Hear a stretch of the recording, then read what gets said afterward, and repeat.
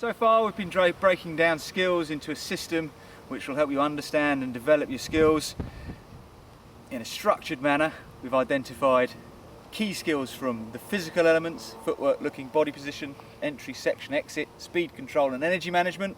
We've looked at the psychological tier, 4 elements there: control, confidence, concentration and commitment. And right at the top of our skills cone we've got 2 personal elements, which is you and your equipment. Today we're going to be focusing on your equipment. No matter how fit you are, how skilled you are, if your equipment lets you down, you're going to find it very hard to have a satisfying ride, and issues could become apparent on the trail which could get you into trouble and spoil your ride. We can look at pre-ride essentials and on-ride essentials. We're going to look at kit, how it should be set up, what to take with you, and later we're going to look at quick fixes for the trail, your key skills for the most common issues that you're going to find when you're out on that trail. So pre-ride, before you set out, you want to check your bike over. It's easy to miss something out or forget something, and to keep it simple and so that you don't miss anything out, I'm going to show you a quick check we call the M check, if it helps. M for maintenance. We're going to go up, and down on the frame, checking over the key components, making sure everything is working as it should be before you leave. The likelihood is, when you're getting out your car, your van, or however you've got to your start point, you're going to have a lot more tools on board than you're necessarily going to take on the trail. And it's going to make things a lot easier to fix them in the car park than once you're halfway up a mountain in a howling gale with the wind pouring down. Starting at the bottom of our M and the beginning of your bike safety check, first thing we're going to check is your quick release. Flicking open with one finger like that without much pressure, it's probably not tight enough. What you want to make sure is that when you push that in, it's stiff enough that it leaves an indent in your hand. Here, as you can see, pretty loose. So I'm going to tighten that up. So with the quick release open, I'm going to hold the other end on the other side, turn the nut a quarter of a turn, maybe half a turn, and then close that back up nice and firm. You want to push it all the way in. It'll get stiffer and stiffer and stiffer to a point. Once it goes beyond that point, it'll pass through it nice and easily. Physically then, it's actually got to tighten up to undo, so in theory that should be nice and tight. If you're running a bolt through, obviously it's a slightly different setup, but again, just making sure that front wheel is nicely secured is a very good start to a ride.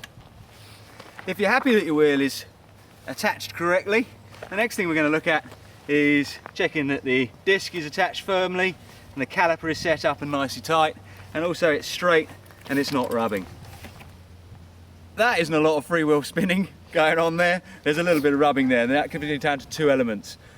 Firstly, the pistons could be pushed too far out. Usually that's when you've worn your pads right down, you put some new pads in, but you haven't fully retracted the pistons before you've engaged the new pads, and because the pads are thicker, they're rubbing on the discs as you roll.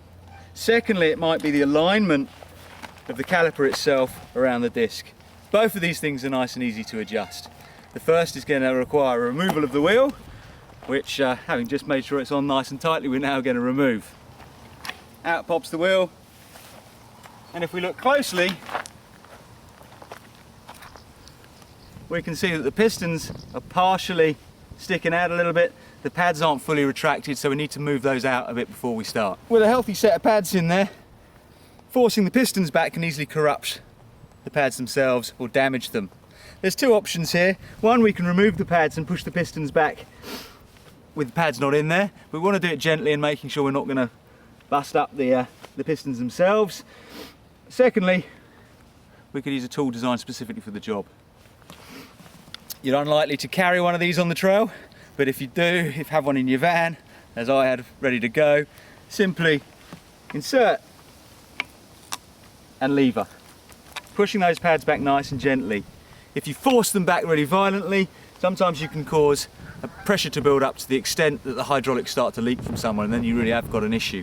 So just gently moving them back will make sure there's plenty of clearance there for the wheel to go around nice and smoothly without catching too much. With those pushed back in, hopefully we can slot the wheel back in hassle free, and we've got a nice freely spinning wheel. The second issue with your brake caliper and the pads themselves isn't necessarily how far the pistons are back, at the alignment of the caliper itself there.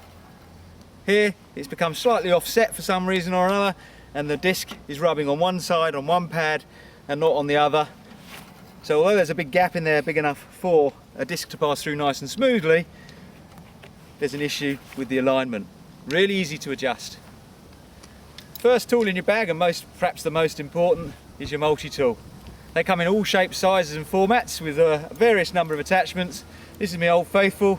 The main things on there, I've got different sized Allen keys. Key ones really being your 4, your 5 and your 8 for your cranks, if you're running that system. This has also got a small Phillips and a disc bolt driver as well. Some will also come complete with a chain breaker and various other gizmos on there. Tend to find the more that's on it, the less that each of those is actually good for the job, and perhaps just keeping it down to a set of Allen keys and running a separate chain breaker is a good idea. However, first things first, we've got a rubbing disc, so I'm going to back off the two 5mm bolts here with my Allen key, so they're nice and loose, so that's freely moving around. There are two ways we can try and get that nice and aligned. We can do it by eye and use our finger to hold it in line while we do up the nuts. Quite often as you tighten the nuts, that caliper then slightly moves at the last minute, undoing all your good work. The other option, which works some, if not all of the time, is to loosen those off, spin that wheel, apply the brake, keep the brake tightened up, held on nice and firmly, and tighten up our bolts, and with any luck that's aligned it nicely for us. Tiny bit of rub there, so I'll just back it off again, and a tiny little tweak with the fingers, make sure that is now running nice and smoothly, not rubbing at all. If you get a solid rubbing all the way around, realign your caliper. If it's just every now and again on each rotation it gets one knock, the chances are there's a slight bend in your disc. So you can watch down and see where it's catching. If it's catching at a certain point, wind it out and give it a little bend. Just a very small bend, and that should line it up nicely. Again, there are specific tools for straightening discs. If you're running a fleet of bikes or in a shop, then the chances are that might be of value. If not, you can use an adjustable spanner or even just your hand, just to tidy things up and straighten things up. So our front brake is now functioning. There's life in the pads. They're not rubbing except when we want them to. So we're good to go from that point of view. So back to the next step. Working our way out the wheel means we don't forget anything. The next thing I'm going to do is just check the spoke tension. A nice even ping as I go round will tell me that then all the spokes are evenly tensioned and the wheel's got lots of strength. If you find you've got a particularly loose spoke in there, very simple, just turn at the top around the nipple, we'll tighten that up. We'll look at that in a bit more detail in a moment. As we work our way out, and bearing in mind all my spokes are nicely tensioned, the next thing we're going to check is the rim of the wheel. We're looking for anything that looks like a crack or a dent or a possible tear in the rim. Sometimes what looks like a scratch can easily be a tear, and that's going to significantly weaken the wheel and put you in potential jeopardy. So checking that over before each ride, a good idea. The next thing we're going to look at is the sidewall of the tyre. In an effort to become lighter, quite often they're quite thin at the side. Catching on a flint or a stone or a sharp object on the trail can put a little slice in the side and you'll find a little bit of tube poking through. You might not have a problem with that initially, but at some point that's likely to pick up a puncture pretty rapidly. The conditions of the trail, the type of riding you're doing are going to have a little bit of an input into how high you run your tyre pressure or how low you run your tyre pressure. Essentially though, I do want the tyre to morph slightly as it rolls along. A high tyre pressure will roll faster, but on an uneven surface it's likely to pinball slightly from every rock and bump as we go down, leaving the front end quite lively when actually we want it to track the ground quite smoothly. So if you're running 65 psi in your tyres and you're finding control is an issue, take out some air, soften things up a little bit with your tyre feeling more like an orange than an apple. That's the bottom part of our M sorted out. So now we're going to work our way up towards the top part of the M. We might have a quick look at our forks just to check that they're functioning, checking that there's not oil seeping out from around the top of the seals or any major damage there, that our preload is reasonably set, they're not slopping down to the bottom, or they're not too firm that they're not doing anything, and having a look at the rebound. The rebound rate again is going to be dependent on the style of riding and what you're riding, but if it's pinging back into place it can throw you around a bit too much, and if it's too slow you can end up wallowing at the bottom of your fork's travel.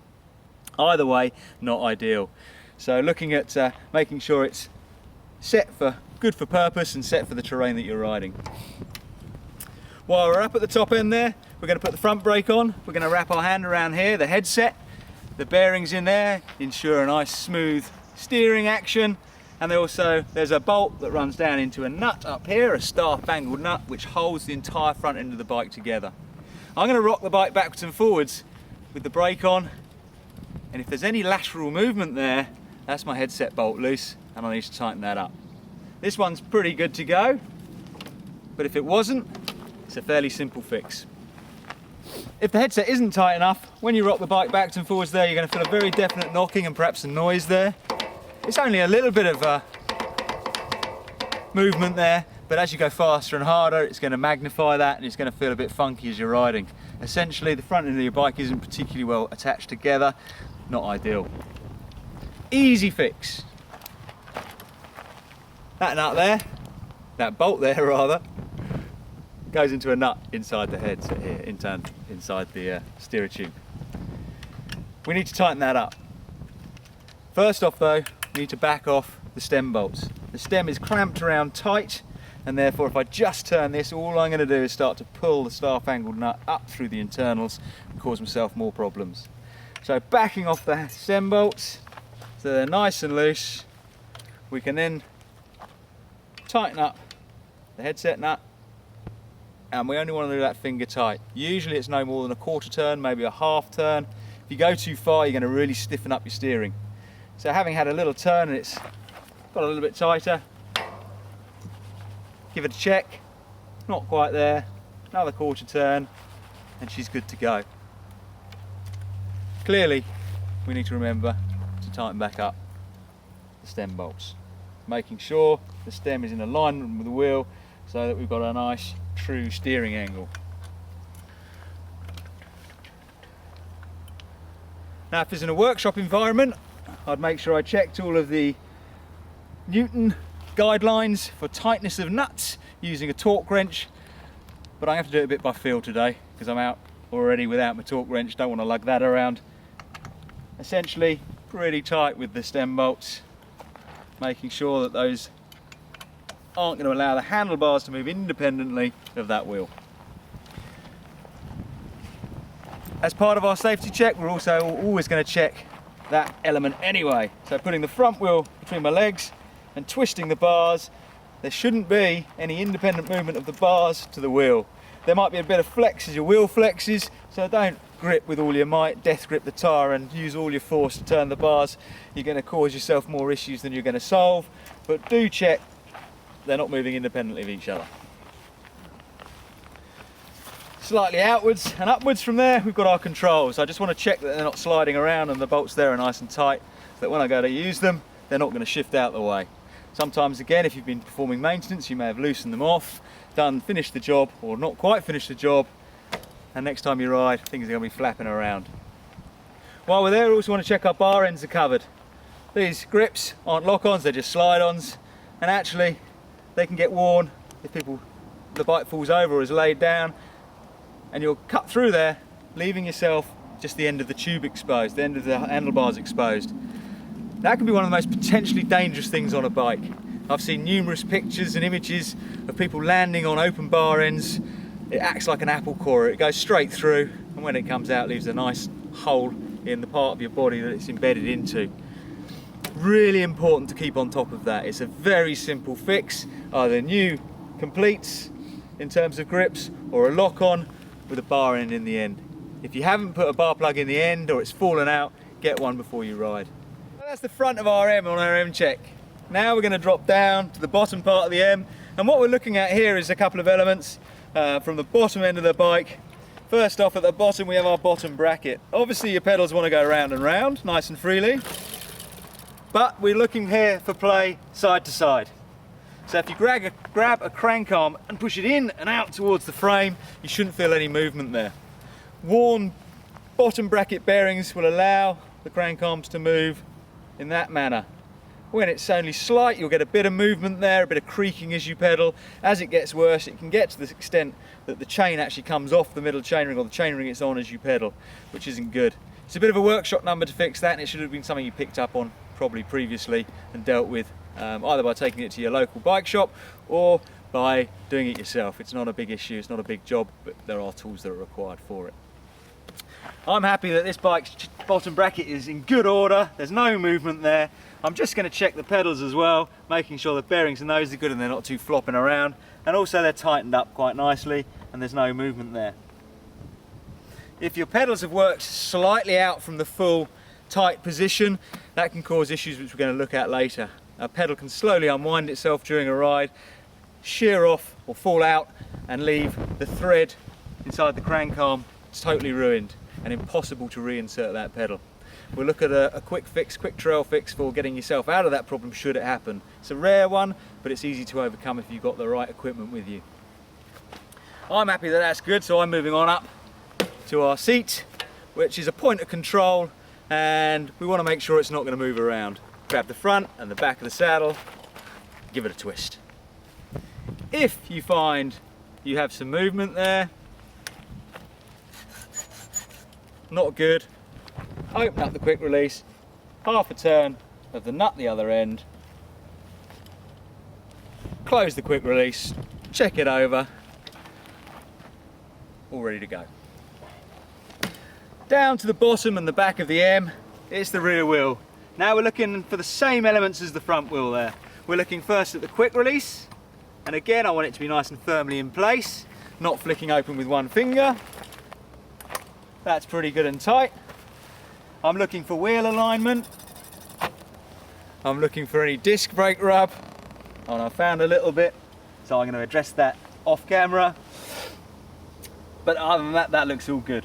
So having made the adjustments to the caliper and the pads as per the front end, out to the spokes, rim of the tyre just checking it over, sidewall of the tyre checking it over, and tyre pressure. We can run slightly higher at the back without too much of a detrimental effect, but again we don't want the back end to be twitching around and bouncing off every rock and root. We want it to track the ground quite smoothly. The other thing worth checking here, and quite a crucial one, is the alignment of your mech hanger. The mech hanger is a little piece of metal that isn't part of the frame, attached to the frame apart from bolts. Concept being that if you crash and smack your mech in any way, shape or form, you don't actually end up bending your frame. All you do is bend this little bit here, which is the mech hanger, which can be easily replaced. If it's not straight, you've had a bit of a problem in transit, it's been leaning on something, it can become bent in towards the bike. While we're in the higher gears, that derailleur isn't going to get anywhere near the trouble, potential danger of embedding itself in the spokes. But if it's bent in slightly and you're somewhere down the block, you climb your first hill and you race up through the cassette, you can find that the derailleur becomes very close to the spokes and in fact gets picked up by the spinning spokes and rips the whole thing off. Not a good start to your ride. The next thing we want to check on the derailleur is these stop bolts, the limiters, which stop the chain either going off the bottom of the cassette or over the top. Either way, if the chain gets mangled into here or over here, it's going to cause issues. When the chain comes over the top, it can sit between the cassette and the spokes, and as that wheel turns, if it does, it puts a little nick in each spoke, which you might not pick up on until they all start snapping with gay abandon. As you tighten this screw, it pushes down through and eventually hits the plate. So when I'm in my lowest gear, easiest to pedal gear, it's touching the plate and the derailleur can't move any further, so it won't take your chain over the top. As we click back down through the gears,